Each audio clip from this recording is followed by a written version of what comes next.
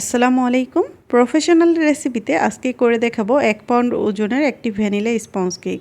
তার জন্য একটি চালনির মধ্যে নিয়ে নিচ্ছি 40 গ্রাম ময়দা, 10 গ্রাম কর্নফ্লাওয়ার, হাফ চা চামচ পরিমাণ বেকিং পাউডার। এবার সব কিছুকে খুব ভালো মতন চেলে নিচ্ছি। চেলে নেওয়া হয়ে গেলে সব কিছু খুব ভালো মতন মিশিয়ে ঢাকনা দিয়ে ঢেকে একটি সাইডে রেখে দেব। চেষ্টা করবেন শুকনো উপকরণগুলোকে 2 বার চেলে নিতে, এতে কেকটি অনেক পারফেক্ট হবে। অপর একটি পাত্রের মধ্যে নিয়েছি নরমাল তাপমাত্রায় থাকা 100 গ্রাম পরিমাণ ডিম।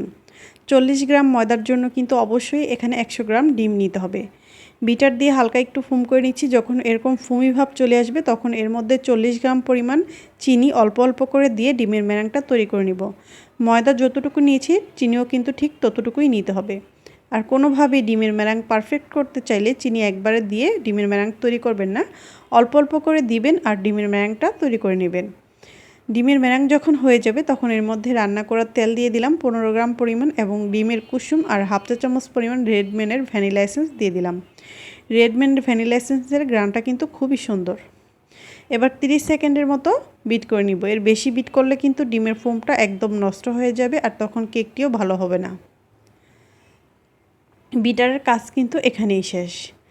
এ পর্যায়ে যে শুকনো উপকরণগুলো আমরা চেলে রেখেছিলাম সেগুলো আবারও চেলে ডিমের ম্যারাঙের সাথে মিশিয়ে নিব।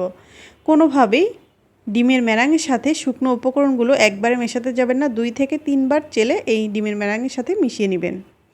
একবারে দিলে কিন্তু কেকের যে স্পঞ্জ ভাবটা সেটা নষ্ট হয়ে যাবে। তাই 2 থেকে 3 বার দিয়েই ডিমের ম্যারাঙের সাথে এই শুকনো উপকরণগুলো মিশিয়ে নেবেন।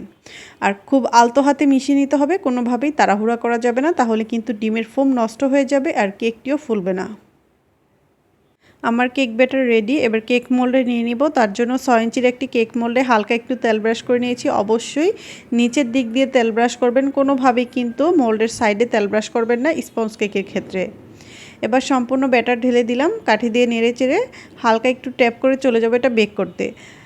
আজকের কেকটিও কিন্তু আমি ওভেনে বেক করব। তার জন্য 160 ডিগ্রিতে আপ ডাউন হিট অন করে ওভেনটাকে 10 মিনিটের জন্য ফ্রি হিট করে নিয়েছি। 10 মিনিট পর কেক মোল্ডটি বসিয়ে 30 মিনিটের জন্য আমি কেকটিকে একদম নিচের তাকে রেখে বেক করে নিয়েছি।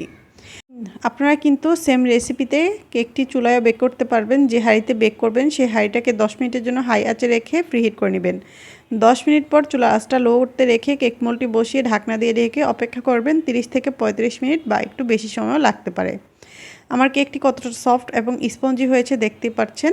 এই রেসিপি ফলো করলে আপনার কেকও একদম পারফেক্ট হবে। আশা করব রেসিপিটি ভালো লেগেছে।